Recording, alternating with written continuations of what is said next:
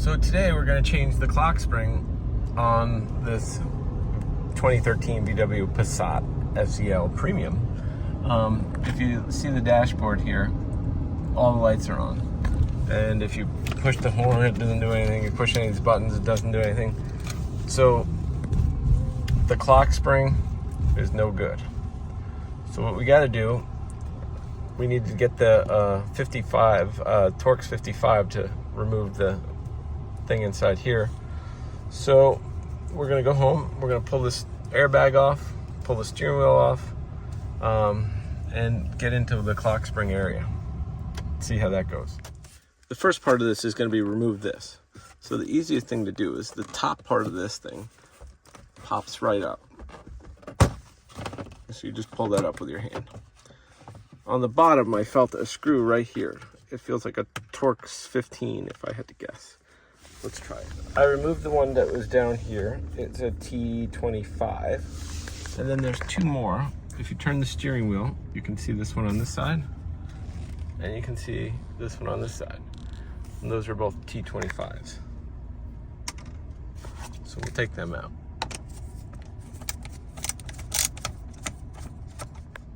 I removed those three screws. And it just seems to pull right down. Oh look, there was this thing. It was stuck to the side here. There's a little holder. That must be for something with the key. Anyhow, we're gonna need to shut the car off now and disconnect the battery because we're gonna be playing with the airbag. And although I like the air conditioning, we're gonna go without. I called the dealership and they said that, they told me good luck finding that part. It's sold out everywhere. So I went on eBay and it looks like I bought this one from the only person in the US. So somebody ordered a bunch of these and had them sent here. It was $283. We're gonna see if it works. If you look right in here, behind here, this is how it's held in right here. So you're going to take a little screwdriver and you're just going to push that down. I'll do it for you. I just got to disconnect the battery because it's always a good thing to do before airbag. This is a video called how to disconnect the battery in your 2013 VW Passat. The first thing you're going to want to do is pull this lever. It pops the hood. Walk on over to the hood right around here. Stick your hand under here, pull up. Then you can see that there's something to hold the hood up with right here. Okay. You're going to insert that into the area like that. Right over here, we have the battery. We're going to disconnect the positive terminal on the battery, which looks to be a 10 millimeter. Now, this is a 10 millimeter ratchet. What I'm going to do here is I'm going to loosen this.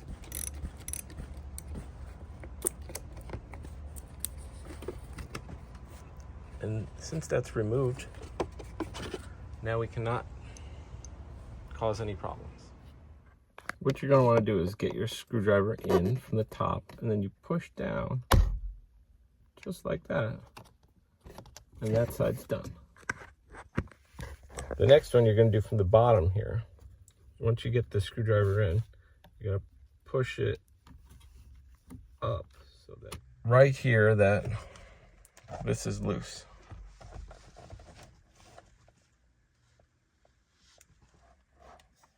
To remove this, you're going to want to pull that little white piece out. And I'm guessing after that, it should come off. Looks like we still have a little connector right over here. I don't know if I found the right way, but if you just wiggle it and pull, it comes off. Remove airbag. Well, we first got to take this out. This is a T55. We just went to Harbor Freight, a full Torx set for like $9.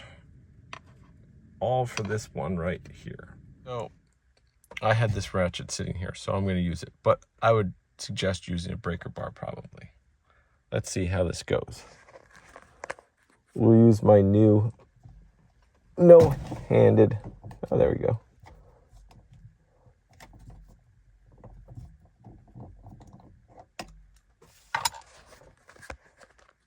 Okay. So then we're going to mark it. Once we pull this out, this can be reused 5 times, I read. So, oh, there is a marker already. You see that? If you look in there, hold on. If you look, you don't even have to mark it yourself. There's a, I can't really get in there, but there's a mark right there, and it lines up with right there. So, we got that. The question is now, how hard is this to get off? Oh, not so hard. Steering wheel is removed. This leaves us access to the problem here. So this thing is broken. This is called the Clockspring. Looks like it's held in by 1, 2. Looks like we got a wire here, a wire here.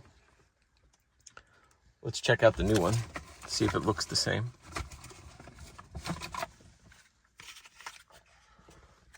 It does have similar lookings.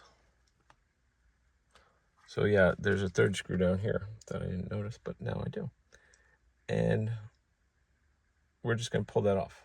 To remove this, there's this little thing, and I'm guessing you just pull.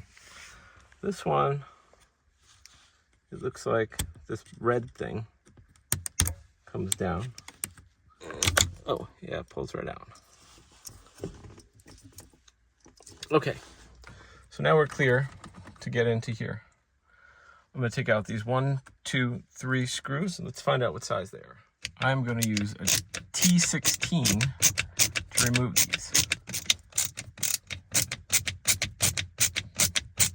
And number 3. Okay. I feel, oh, there's a wire up here connected. A wire. So we're gonna need to get that off. It looks to me like this can go like that, and then that. Let's see, did we miss any others? Oh, there is one other. There we go, same thing. We just pop that up. Now we didn't keep a close eye on that, so let's hope that that's all we needed. It looks like everything's the same. Okay, so we'll remove this. We will put this back in place. We'll hook in the first one. Hooked in. We'll hook in the second one. Hooked in. We'll put the screws back in. Screw number 1. Screw number 2. Screw number 3. So if you remember correctly, my steering wheel was facing this direction, so we're just going to turn it that way and it should be perfect. We're going to hook up these wires. Oh, there. Right there. Right there. We push that up. We'll push that up. Make sure it goes back into its little wire holder right there. All the wires are hooked up. If you remember correctly, the next thing we did was take this off. So we just put it back on. And we line that up with the hole. And now we need our Torx. We could probably test it now, but since the airbag's out, that's a bad idea. I'm just going to tighten it up. Didn't take that long. Now, I'm sure there's a torque specification for this. So if you want to be a good mechanic, you'll get your torque wrench out right now and do that. I'm going to go with years of taking off steering wheels and just going tight enough to be pretty tight. It's solid. It's not coming off. But I would recommend to use a torque wrench. Next, we're gonna hook this little wire back up. It just slides right in there. You hear it click. And then this is gonna slide right back into where it came from. And then you're gonna remember to push down that white lock right there. And then to get this into place, you're gonna push on it like you're beeping the horn. And that's it. That's it. We could test it now. So we see why you shouldn't lock your child in a car in Florida, because even though it's only 90 degrees outside, it's pretty freaking hot in here. And I've only been here for, this is about 30 minutes. I'm gonna test it before I put the rest of it back together. We've come to the point in the movie where we hook the positive terminal back up so that we can test it. Hopefully the airbag doesn't go off, so otherwise I'll miss it because I'm videotaping this. I put the terminal back on where it came from. It's down all the way. I'm just gonna give it with its 10 millimeter. Ooh, I can't do it and talk. I'm back in the car, and I got the key in my pocket. So if this goes off, you're gonna have a good video of it exploding in my face. I'm gonna hit the start button and see what happens. So, oh. With their global partners. Learn more at Alaska. As you can see, all of the lights are still on, so we're gonna have to hook up a scanner to it. Now, a good test is if we hit this horn and it works, that means that it's a good chance that everything's gonna work. Okay, that doesn't work. That's funny though. Let's check into it. So I changed out the clock spring. Nothing works on here. That extra light came on, the EPC, which is something to do with the computer. So what we're gonna have to do is we're gonna have to make sure that they sent us the right part, because that sounds like something that's conflicting in the computer.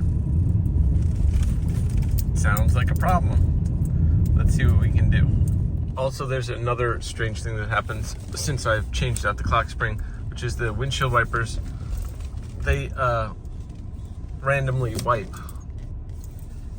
So they'll just all of a sudden go wipe, wipe, wipe.